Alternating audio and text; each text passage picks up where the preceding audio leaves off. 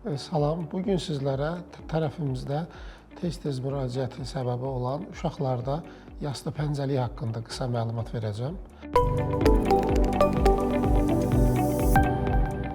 Yastı pəncəliklə bağlı müraciət edən valideynlərinin əksəriyyətinin şikayəti uşaq yeriyərkən ayaqlarında, baldırda ağrı, gəzmək istəməməsi, tez-tez qucaq istəməsi, tez-tez oturmaq istəməsidir.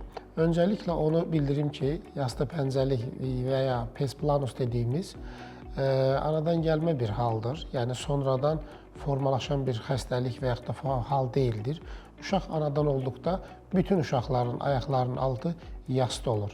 Yeriməyə başladıkdan sonra isə ayaq tağının inkişafı formalaşmağa başlayır. Burada diqqət edəcək hissə hansı hissədir? Əgər ailədə, qohumlarda, yəni irsiyyətdə yastı pəncəlik varsa da, o valideynlər daha diqqətli olmalıdır. İlk öncə onu deyim ki, bütün uşaqların ayaqqabı istifadə etməyə başlayandan sonra supinator ayaqqabı, yəni ayaqqabının iç tərəfində kiçik bir hündürlük olmalıdır ki, ayaq tağının inkişafına dəstək versin. Ayaq tağının inkişafı təxminən 7-8 yaşına qədər davam edir. Ancaq ayaq tağının inkişafına dəstək olan hündürlük təxminən 16-17 yaşına qədər verilməlidir.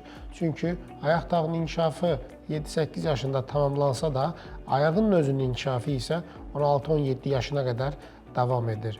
Yastı pəncəlik adətən yumşaq və sərt olmaqla iki yerə bölünür.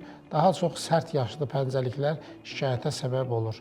Valideynlərin nəzərinə çatdırmaq istəyirəm ki, yastı pəncəlik nə qədər tez erkən həkimə müraciət edilirsə, həm müalicədən alınan fayda daha çox olur, həm həkim, həm valideyn nəticədən məmnun qalır.